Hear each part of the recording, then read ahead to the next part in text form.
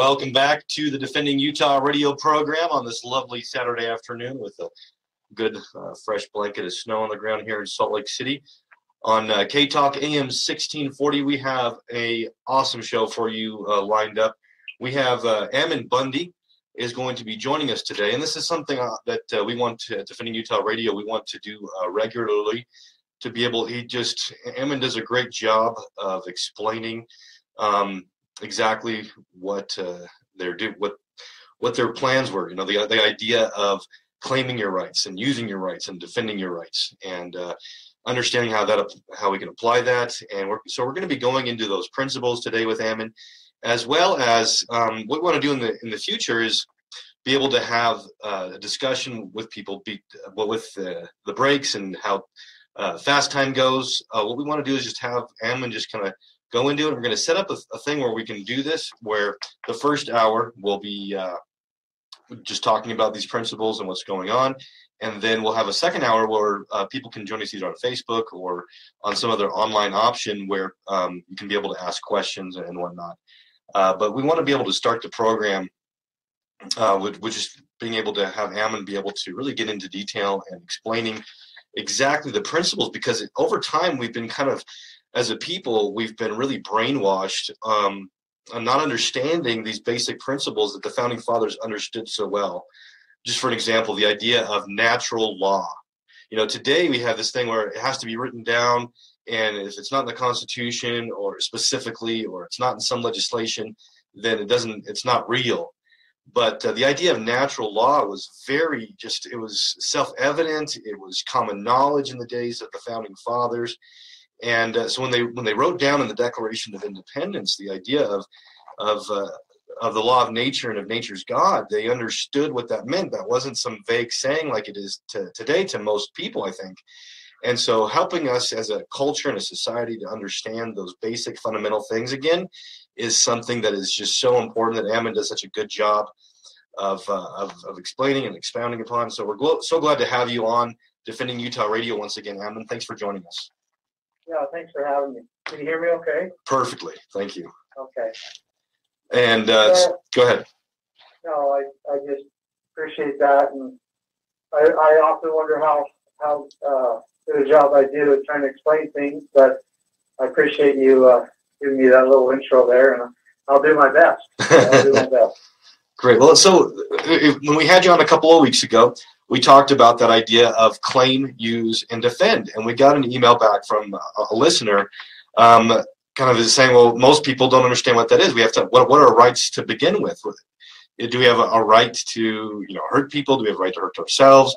Those are kind of things that, well, what is a right? Some people will say, well, I've got a right to just take what I want. I've got a right to, understanding what it is that rights actually are and what they aren't is something that we need to really build up again. And so really appreciate you coming on. Can you kind of maybe address that for us? Yeah, I mean, and again, we could talk about this for several hours and probably just scratch the surface. And so, but I'm going to hit the kind of the main points, and hopefully I can make some sense here. And I would say overall, we have a right to choose between good and evil, between right and wrong. And that is certainly a right. And we also were placed on this earth by God, and we have a right to life and to live. And because of that circumstance that we're in living on this earth, we also have to have a place to live, and we have to have things to live with, meaning a home and shelter, I guess I should say, and we have to have food. And so therefore, it also gives us, we have to consider that there has to be property rights. Right. And so when we talk about those property rights, and we talk about natural law, we might want to consider that God made it so that we don't have to fight over these things. There's a natural process in which the Lord has put forth so that we can know whose property is who. And who has the right to control that property and who doesn't. Mm-hmm. And that's where these natural laws come in. And I would like to go into those a little more, but before I do, I'd like to make a very clear to everybody listening that when man's law begins to conflict with God's law or natural law, mm-hmm. then we have a problem. Then it always creates chaos, turmoil. Somebody's rights are always violated. But when we follow the natural law, and that's what man's law is, and that's what man enforces, then there actually is very little trouble. And also, people's rights are not violated there. And so, with that being said, let me back up a little bit. And please, if there's something I'm not explaining well enough, if you think that there needs to be something clarified, just chime in and stop me, and we'll go through that. Awesome. So I would like to, again, I'm going to talk more about property and how property rights, how they're established, how they're transferred, and then also how they're maintained. And before you get into that, you've already kind of started on something that I think is really important, understanding the divine nature of rights, that our rights do come from God, but that's something that has been lost, I think, in our culture as well. Can you just touch upon that real quick, why that's an important principle to understand?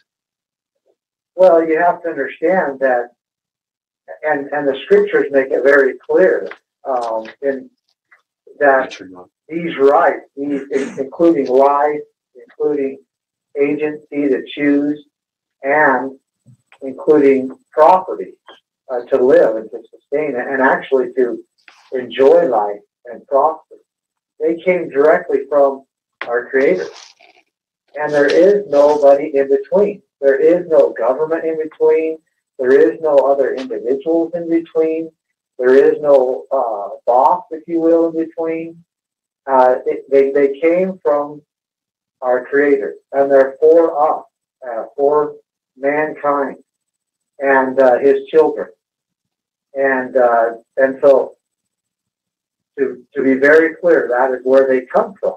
And I'll just prove that a little bit if I can. And we talk about government, mm-hmm. and there is a misconception, and I think it's been done intentionally through the school systems and so forth, where we believe that that governments or those in government, those ruling and so forth, have somehow become more superior than us ourselves, and in fact, in many cases, even more superior than God Himself. And we have to look at it. God created the earth, and He created man and put man on. Man created government, and we can go through that a little bit. But man created government, including the state. And in this country, the state, people united as states, created the federal government. And so it does us well to remember who our Creator is. Mm-hmm. And the createe cannot be greater than the Creator true. Right. And so there is no possible way in any logic that government is greater than man himself and the individual man. And the government is there for the institution of man. We read in Doctrine and Covenants 134. Mm-hmm. That is the purpose of government, is to benefit mankind. And that is the purpose for this earth. That is the purpose for the animals, the purpose for the trees, the earth, the ground, and all the minerals and everything in it is for the benefit of man. And he is supposed to use it with thanksgiving. He's supposed to use it sparingly, I guess. But actually, that's not the word I was looking for. But use it wisely. Wisely, and he's not supposed to waste it.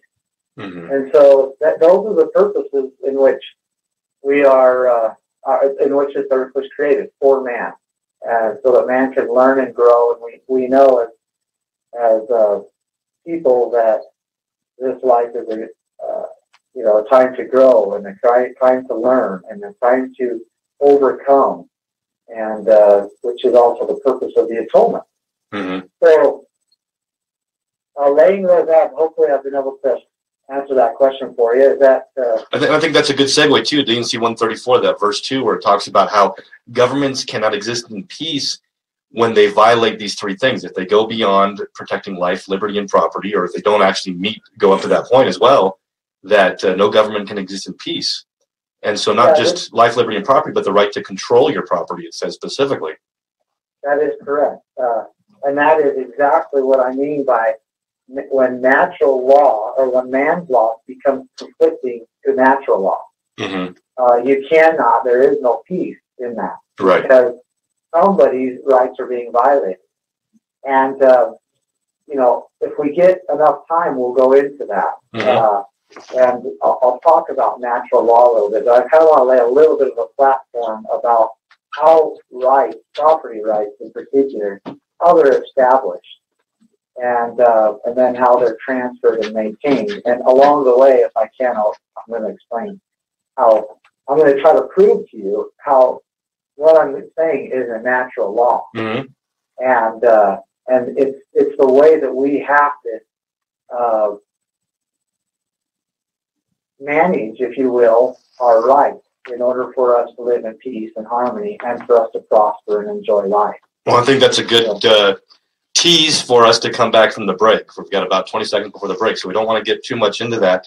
This is Defending Utah Radio right here on K-Talk AM 1640. And this is we are joined with Ammon Bundy talking about natural law, where does the rights come from, and the principles, the difference between true liberty and debauchery, and actually being able to understand our rights so that we can claim, use, and defend. So when we get back from the break, we'll be talking more about that right here on Defending Utah Radio with Ammon Bundy. Welcome back to Defending Utah Radio on K-Talk AM 1640. And we are joined with Ammon Bundy, who we've been talking about before the break, natural law and where rights come from, and what that means in our quest to claim, use, and defend our rights. So again, thank you for joining us, Ammon Bundy.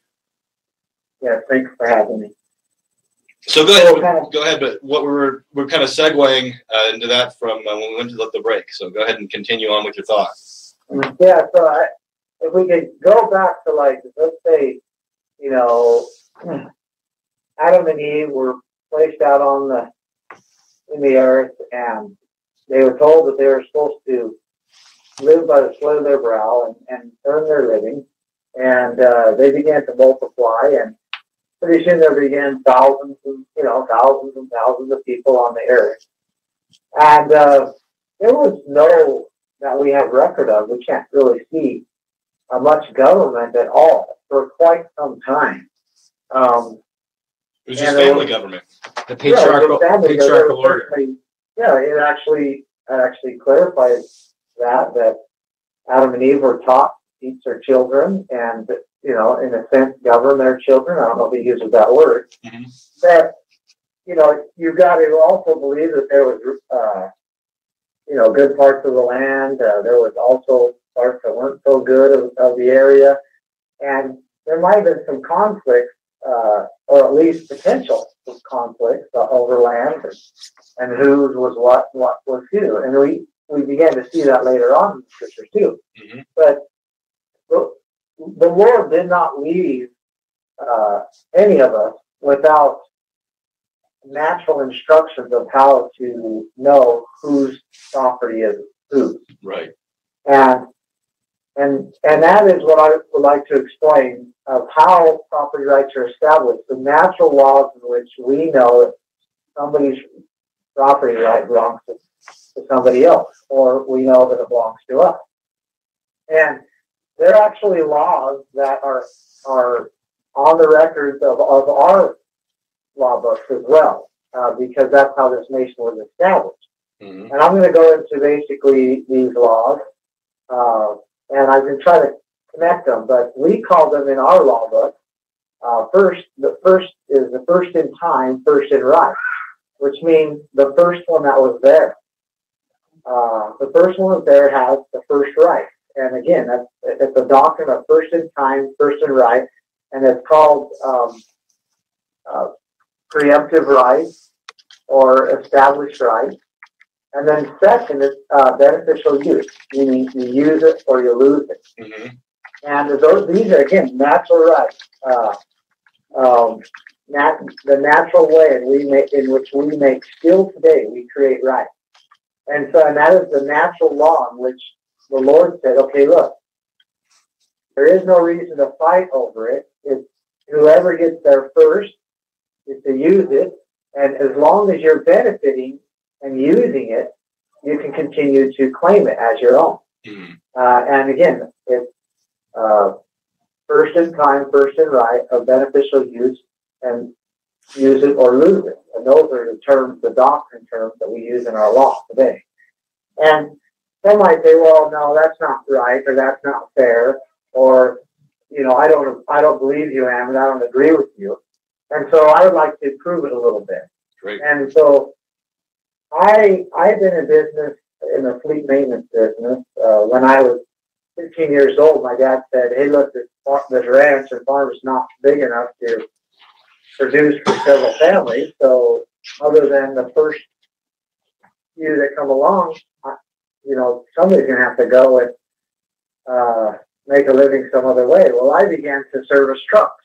And for 20 years now, I've had a fleet maintenance business.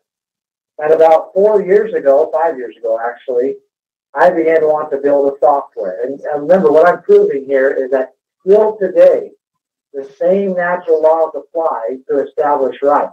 Mm-hmm. So I began to have these ideas of how to build a software to better manage a shop and to better manage fleet trucks, to manage their maintenance and so forth. There wasn't a lot out there. And so I spent several years and quite a bit of money in my mind to basically come up with these ideas and hire a developer and begin to develop these ideas into something that could actually be used. And so they were my ideas. I had them first. But it's not good enough just to have the idea first or be there first. Mm-hmm. Then you got to develop it into something that could be used. And so I did that. Over time, I got the right people involved, and we ended up developing a software. We began to use it in our shop. And then we began to sell it to other shops. And so it was my idea first, and I developed it into something that was beneficial to me and to others. And then, someday that's going to be worth some money if I wanted to sell it, those rights to somebody else. But I didn't pay any money for it. I mean, I had to pay money to develop it. Right. But I didn't pay anybody for that. I established those rights by having those ideas first, and then by developing them and using them. And it's the same thing with the land. For example, like those people who came out west and were willing and to risk coming out here when it wasn't safe at all. Mm-hmm. They came out first, and they began to establish the land, to develop it, the water, the irrigation, and so forth. And then they took claim of it. That claim, and everybody recognized that claim. Everybody recognized that, hey, so-and-so owns, that's their ranch. But how did they get it? They didn't buy it from somebody. They went out and actually established those rights. And so, first in time, first in right, use it or lose it, beneficial use. And so, remember that. That's how our rights are established. They're not established by money. They're established by being there first, or having the idea first, or being the first in line, and then by turning it into something valuable that you could use, or somebody else can benefit from, or you can benefit from. That's how rights are established. And we've lost that idea. I mean, a lot of people probably listening and just saying, well, you know what, wait a minute. I thought we just go out and buy our rights. We don't buy land. But no, you cannot use money to establish rights. It's impossible. You cannot.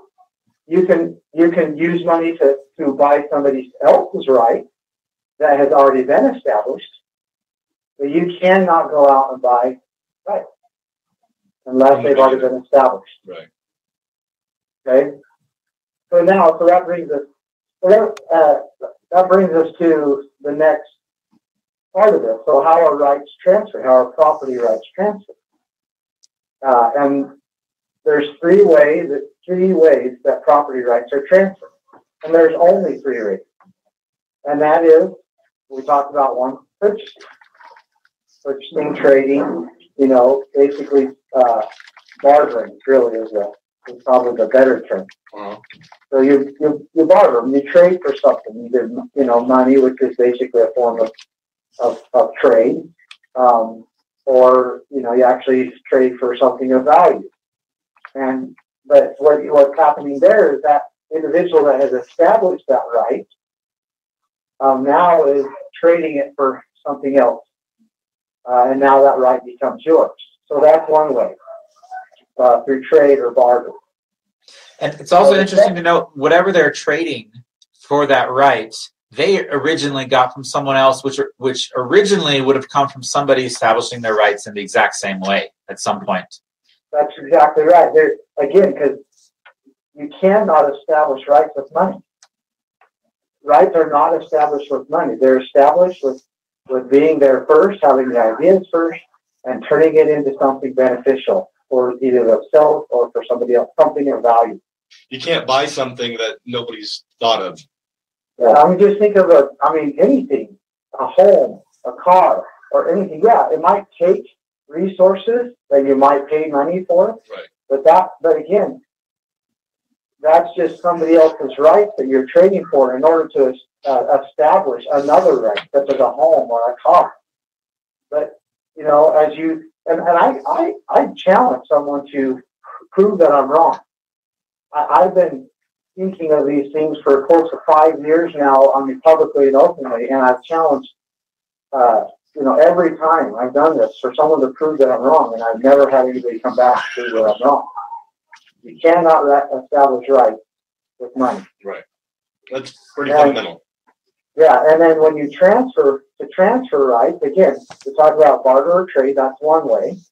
The other way is it can be given. You can give a right. If you've established a right, it's yours. You own it. You have a right to give it to somebody. Mm-hmm. So you can give it to them.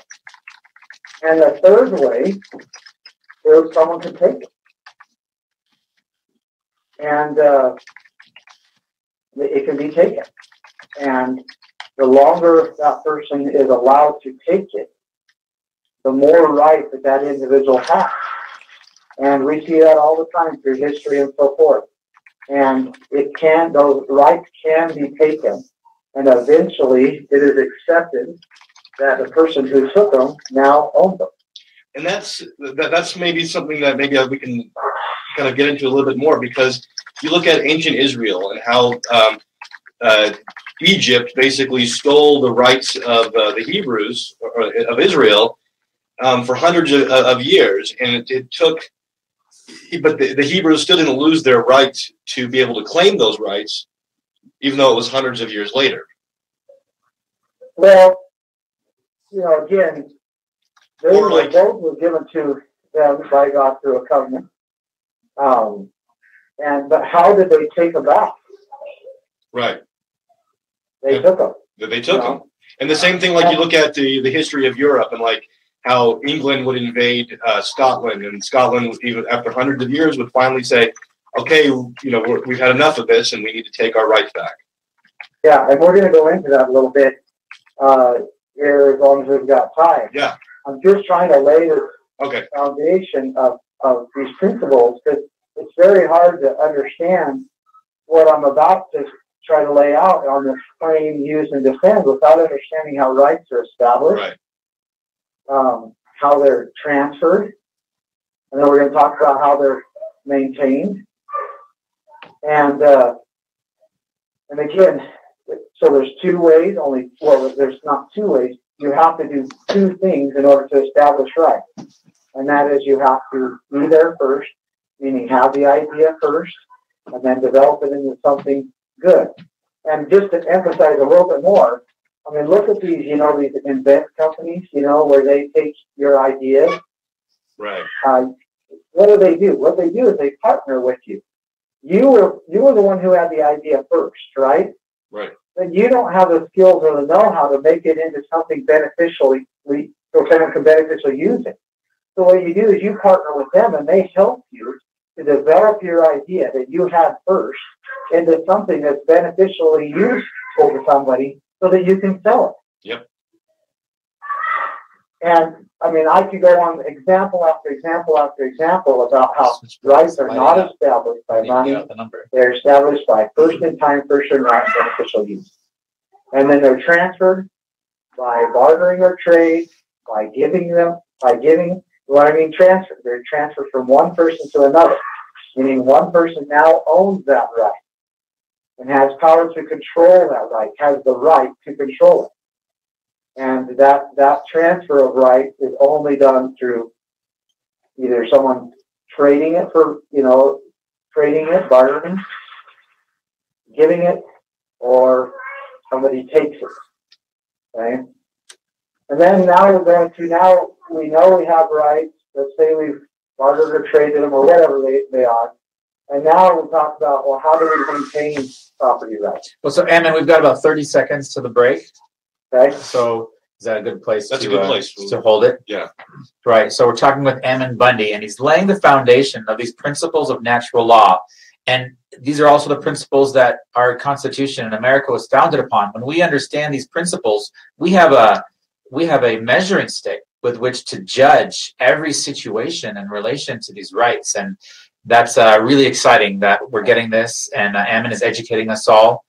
And so we're going to hear more about that after the break. Welcome back to Defending Utah Radio on K-Talk AM 1640 on this lovely Saturday afternoon. We are so glad to have you join us this afternoon. We have Ammon Bundy on the line. We've been talking about natural law. We've been talking about how rights originate, how rights can now been getting into how rights can be transferred. And before we get into that, though, we've got our last time we had you on, Ammon, I was not real familiar with the phones, but we've got our expert guy here working the phones, so we'll make sure we don't lose anybody. But we want to take just a couple. This is our last segment. We want to let people know if you're on the line. We want to take a couple of your calls. That's okay, Ammon. Just real quick. Absolutely. And then, but if you've called in, please just kind of we want to just keep this real concise. Ask your question, and then we'll get your answer on the air. So we'll just move on to the next caller, and we can get right back to Ammon explaining these things. So let's go to our first caller, Enoch. Okay, so our first caller is line 5, Randy. Randy, you're on the air with Defending Utah and Ammon Bundy. Yeah, have you heard of the Mormon Battalion? Yeah. Okay, well, the Mormon Battalion came out here in a war. They called it the Mexican War. And my great-great-great-grandfather was out here before any homesteading ever took place, securing this right by taking it. Mm-hmm. As you stated earlier, he took it with the military from Mexico. And there was a treaty signed in 1848 called the Treaty of Guadalupe and Hidalgo. And I've never heard you talk about that, because that is when the land transferred from Mexico to the United States of America. And then after that is when the United So what's States your specific question? Let's just get to the question, and we'll go and we'll be able to get going. The question is, if he heard of the Treaty of Guadalupe, Hidalgo, and knows the timeline of it, which was before any of his ancestors came to that land. Thank you. Okay, Ammon? Yeah, I've heard of it. I've studied it very, very in depth. And part of that treaty, remember, a treaty also has terms And what it does, that treaty defines the rights of those that are living on the land already. And one of the things it says is that even though the United States is basically land being transferred, and remember, they were in territories at the time, it was not states. And at that time, this land was being transferred through this treaty, if you will, and those people in that treaty said and signed it, basically saying that their rights would be protected on the land, those that had established their right to religion and their right to their property, and also that it promised that as soon as the land became populated enough, that it would be transferred into free, independent states, and that the land and the resources would be transferred into that jurisdiction. And so, anyway, we could go into a lot on that, and that might be for another time because that's got a lot of history behind that one. Yeah. I think that answers it pretty well. Yep. We can move on. Yeah. Okay. Next caller. Okay, so we have Eagle on line 3. You're live on K-Talk with Ammon Bundy in Defending Utah. Get the concise question, and we'll go ahead and get your answer real quick. The question is, do you know how we acquired Alaska? Okay. Thank you, Ammon. Good question. Yeah, well, I actually don't know exactly. I'm trying to remember. I think we might have purchased it. From the Russians. From Russia, I believe. Yeah. I know that, again, that was a right that was established. It was already claimed. Yep. It was being maintained, and we purchased it from them. Yep. Okay. Enoch, next.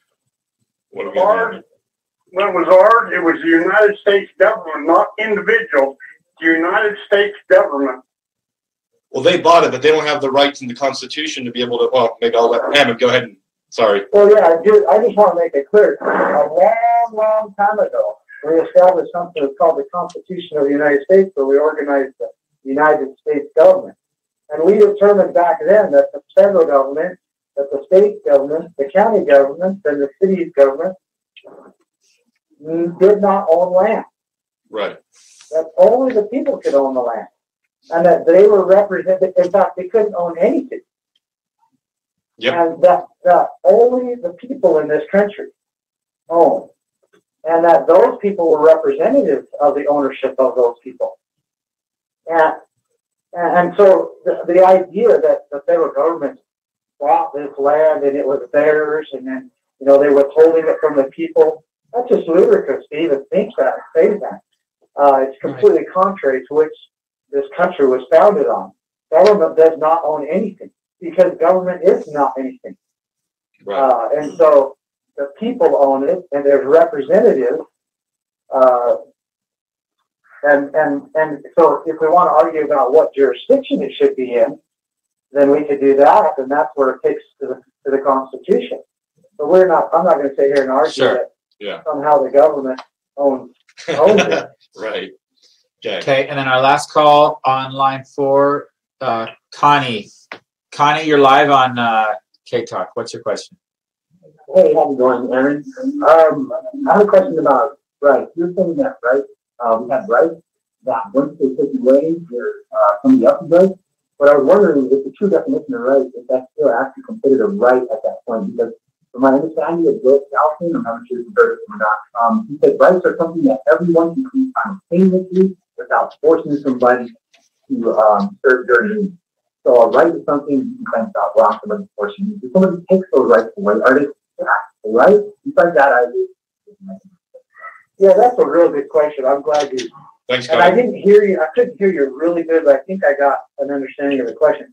And remember, that's why I was specifically wanting to clarify that I'm talking about property rights.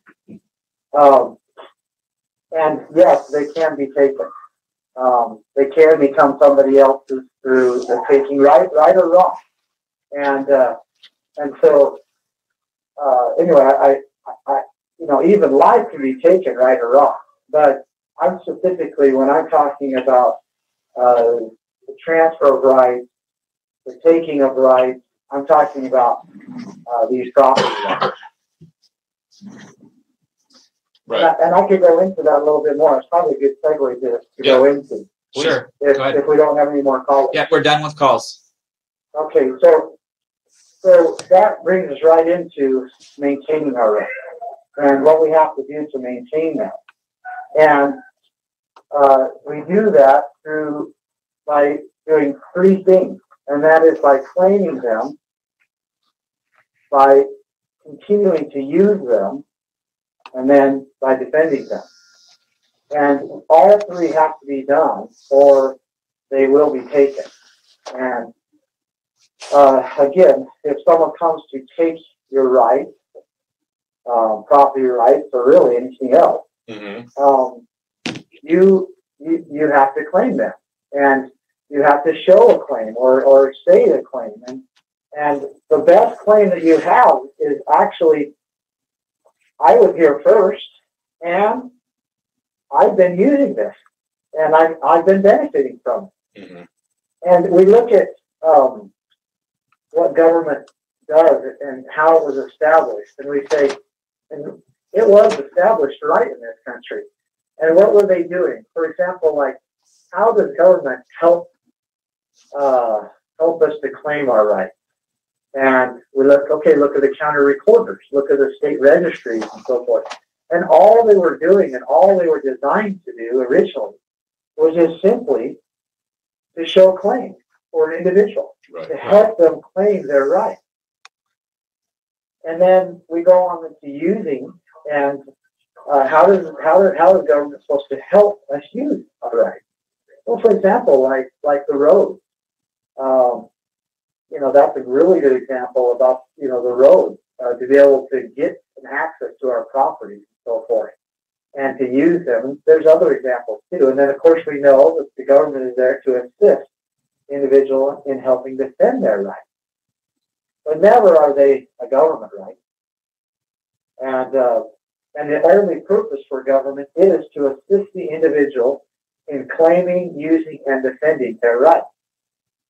So let me give you a little bit of maybe an analogy to try to prove a little bit more of my points here, the claim, use, and defend. We got about 2 minutes left, so just to let you know. Imagine yourself in a line, and I ask you, who has the right to be in line first? Let's say it's a lunch line. Who has the right to be the first in line? It was the one who got there first, right? Yep. And that's the same in China. That's the same in Russia, America, and anywhere else you go on this world. Everybody accepts that the first one in line is the first one who has the right to be there. Yep. Right? It is natural law. It is built in us. Right. And then if someone comes and butts in, if we do not basically throw him out, the longer he's there, the more established that right becomes, and everybody accepts it. And pretty soon, even though everybody behind him lost their right, they got kicked back a number. Right. But they accept it. And if they don't want to lose that right, then they have to defend it and say, hey, look, that's mine. I've been here this long. I was here first. You don't have any right. And to be there, you got to go to the back of the line. And then let's say someone leaves their right and stops using it. They go and they want to come back 2 or 3 hours later. Are you just going to let them in? No, they've lost it. Right. And these are all natural laws, and without having enough time to go into them in a lot of detail. These are the laws that God set upon each man and each woman to allow us to establish rights, to use them and benefit from them, and it gives us the right to defend them, but it also makes it so that we don't have to fight over them. Right. People should respect those who came first and who made something of it and who are using it. And most people do, and recognize that is truly the established right, and exactly. how you know. So we're right out of time. This has been Defending Utah Radio with Ammon Bundy. We want to have Ammon on regularly to be able to talk about these things, go into more detail, because this is the knowledge that's been lost and needs to be restored. So please join us again on Defending Utah Radio right here on K-Talk AM 1640. And thanks again for joining us, Ammon. Thank you.